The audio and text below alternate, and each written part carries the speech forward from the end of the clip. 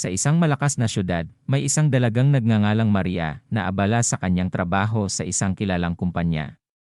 Buong araw siyang nagtatrabaho sa mga takdang oras at nagmamadali sa araw-araw na gawain. Kahit na may tagumpay siya sa kanyang karera, nararamdaman ni Maria ang isang kakulangan sa kanyang personal na buhay. Isang araw, inanyayahan si Maria ng kanyang kaibigang si Ana na dumalo sa isang pagtatanghal ng sining. Sa simula, nag-atubiling pumayag si Maria, ngunit dahil sa pangungulit ni Ana, napilitan siyang pumunta. Hindi niya alam na ang pagtangkilik sa imbitasyon na ito ay magbubukas ng pintuan patungo sa isang masayang pag-ibig. Sa pagtatanghal, natagpuan ni Maria ang sarili na napahanga sa mga likhang sining at nakatagpo ng isang lalaking nagngangalang Andres. Habang nag-uusap sila tungkol sa mga obra, napagtanto ni Maria na pareho silang may malalim na pagmamahal sa sining at musika.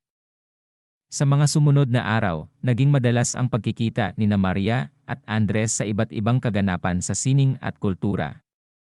Unti-unti, lumalim ang kanilang pagkakakilala at natuklasan nila ang maraming pagkakapareho sa kanilang mga hilig at pangarap. Habang nagtatagal, naging mas malapit ang samahan ni Maria at Andres. Bagamat may mga pagsubok, tulad ng mga abala sa trabaho at personal na mga hamon, natutunan nilang harapin ang mga ito ng magkasama. Sa bawat pagkakataon, naging taga-suporta sila sa isa't isa at nagbigay inspirasyon sa kanilang mga pangarap.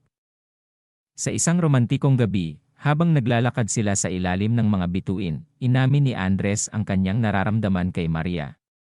Hindi nag-atubiling sagutin ni Maria nang may pag-ibig ang pagpapahayag ni Andres. Doon, sa ilalim ng gabi at gabay ng mga bituin, nagsimula ang masusing pagmamahalan ni Maria at Andres. Ang paghahanap ni Maria ng tunay na pag-ibig ay hindi isang kwentong pantasya, kundi isang kwento ng dalawang tao na naglakbay sa gitna ng kagubatan ng kanilang mga buhay, at sa wakas, natagpuan ang isa't isa sa piling ng masayang pag-ibig.